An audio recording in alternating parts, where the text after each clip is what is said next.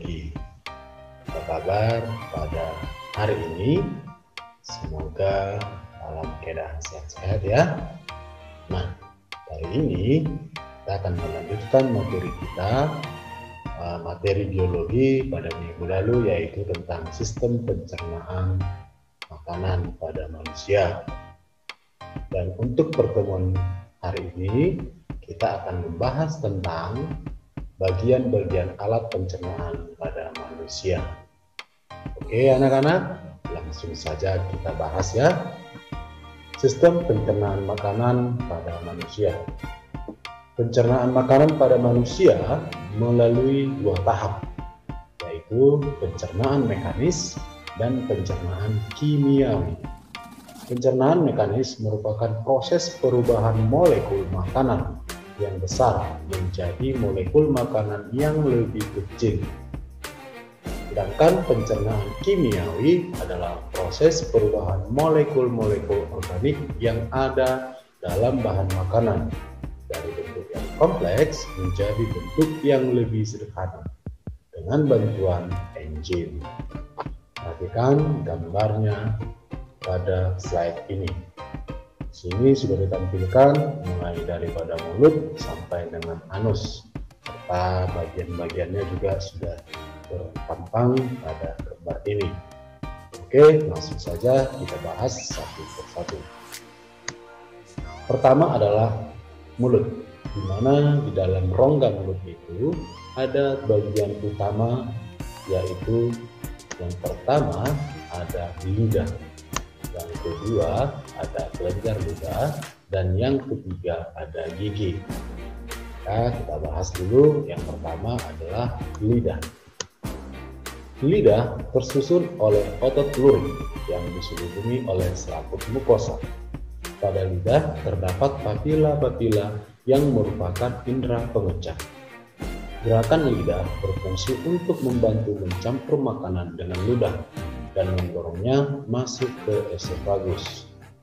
Yang kedua adalah kelenjar ludah. Ludah dihasilkan oleh kelenjar ludah yang berjumlah 3 pasang.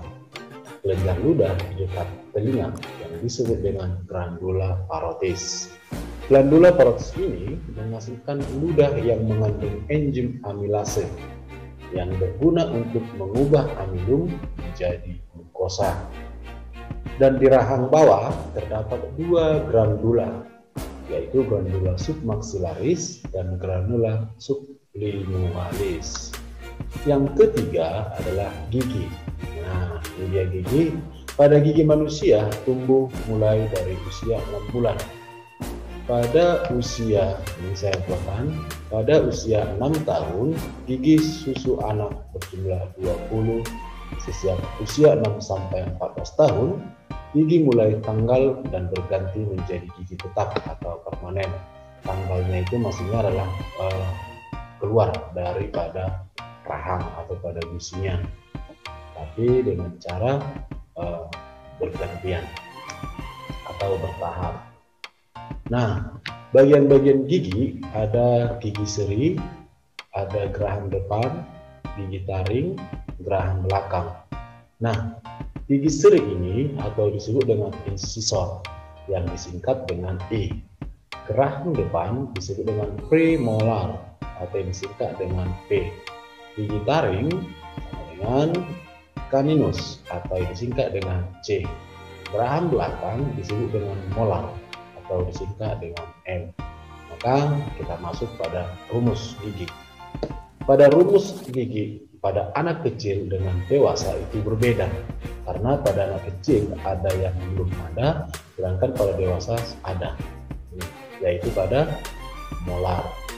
Ini disingkat atau ada dibuat di sini rumus gigi, yaitu MPCI ICPM. Jadi antara kiri dengan kanan rahangmu atau pada gusimu di sini ada di kiri, ada di kanan. Nah, jadi mulai daripada molar. Molar itu berarti pada bagian belakang ini. Pada bagian belakang. Molar berjumlah 0. Ini saya tunjukkan 0. Karena pada anak kecil atau yang memiliki gigi susu, molar itu tidak ada. tidak ada. Hanya memiliki premolar atau geraham depan. Jadi geraham belakang tidak ada. Geraham depan atau premolar berjumlah 2 di atas, ini atas, 2 di bawah ini. Nah, jadi pertama tadi adalah molar 0, P premolar berjumlah 2, C caninus berjumlah 1, incisor berjumlah 1 atau gigi seri pada bagian paling depan.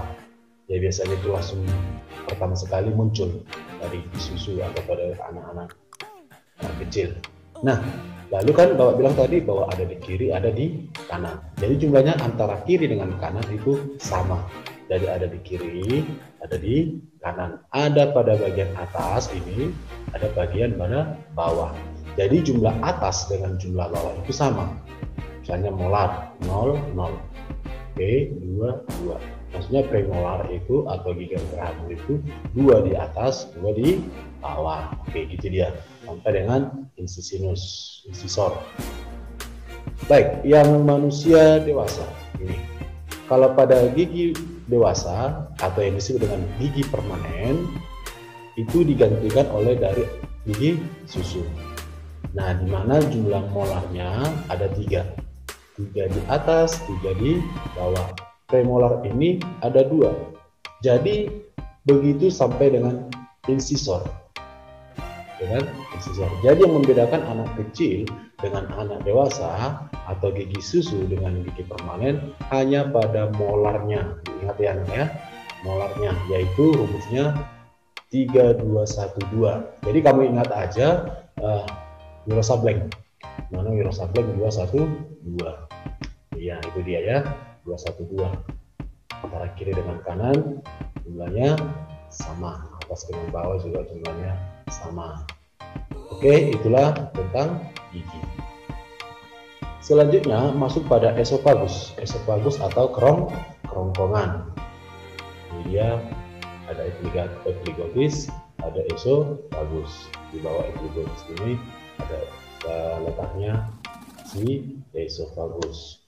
Nah, kerongkongan berupa tabung otot yang panjangnya sekitar 25 cm yang memanjang dari akhir rongga mulut hingga lambung.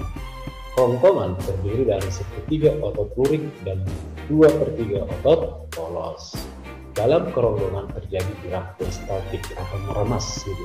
Gerak peristaltik atau meremas makanan yang kita konsumsi yang mendorong makanan dari rongga mulut. Jadi gerak peristaltik ini adalah selain daripada untuk meremas makanan tersebut juga dia juga membantu untuk mendorong makanan itu dari rongga mulut sampai dia ke lambung.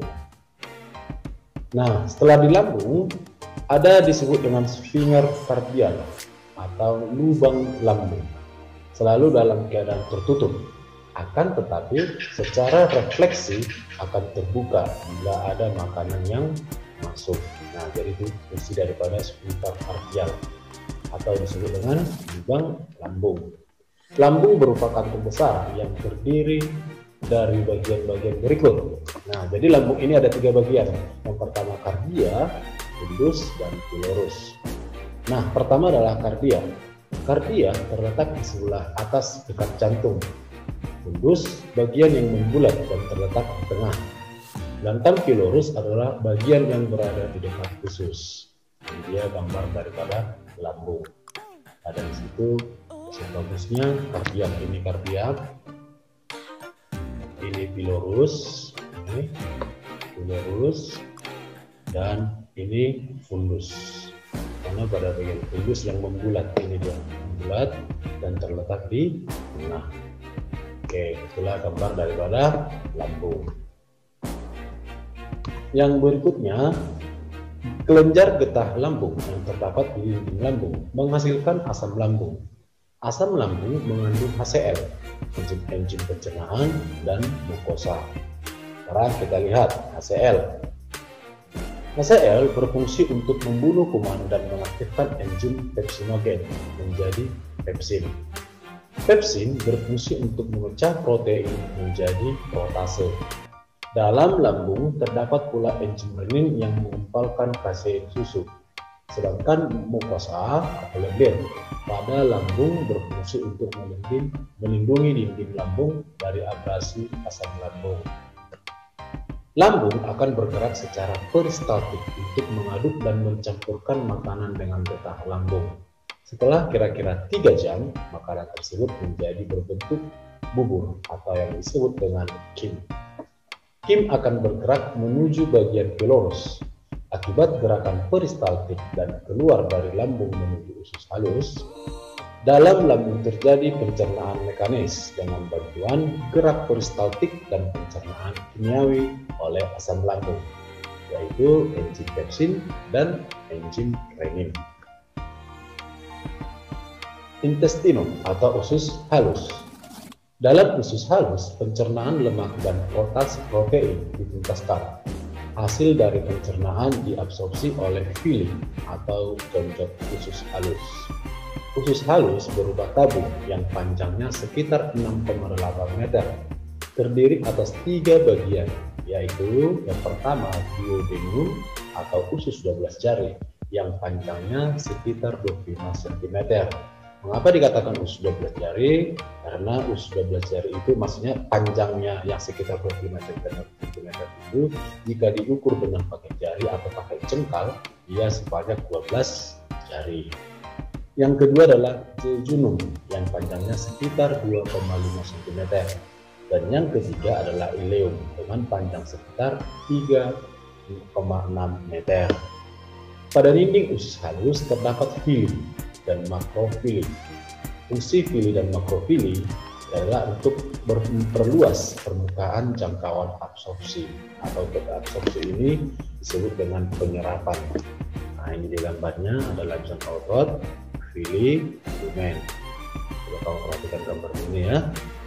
Baik, selanjutnya pada dinding usus halus terdapat villi dan makrofili yang berfungsi memperluas permukaan absorpsi tadi. Tadi sudah jelaskan ya bahwa absorpsi itu adalah untuk penyerapan.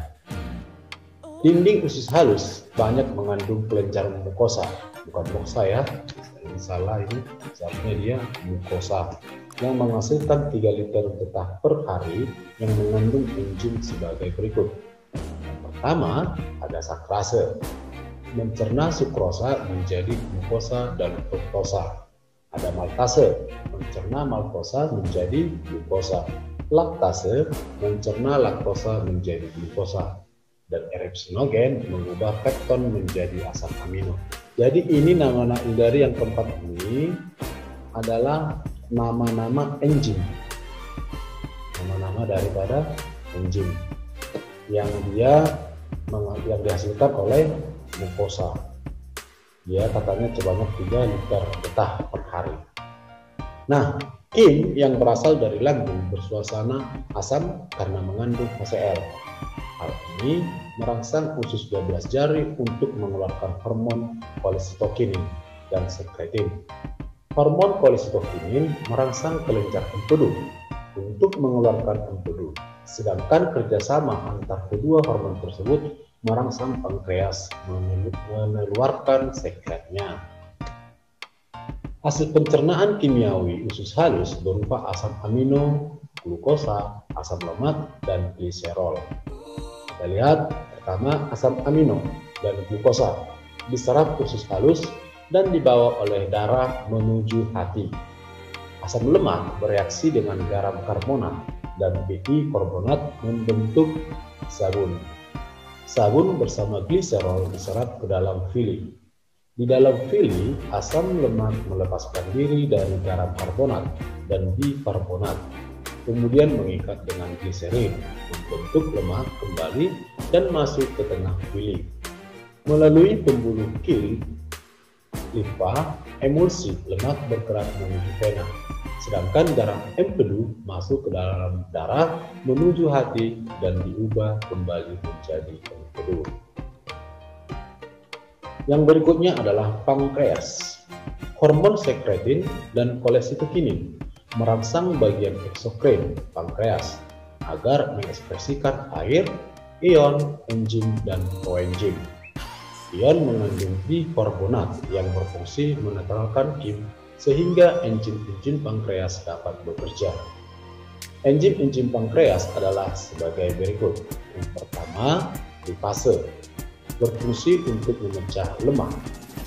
Yang kedua, amilum, yang mencerna amilum menjadi maltosa. Dan yang ketiga, tripsinogen, yang kemudian diubah menjadi tripsin, yang berfungsi untuk mengubah protein dan pepton menjadi dipeptida serta asam lemak dan gliserol. Yang berikutnya adalah kolon atau usus besar. Fungsi utama dari kolon atau usus besar yaitu untuk menyerap air, membentuk massa feses, dan membentuk lendir untuk melapisi mukosa. Di dalam usus besar terdapat bakteri Escherichia coli. Nah, ini juga termasuk bakteri yang menentukan jenis bakteri yang menguntungkan, yang membantu manusia untuk menghasilkan vitamin K dan biotin. Vitamin K dan biotin diserap masuk ke tubuh melalui dinding kolon.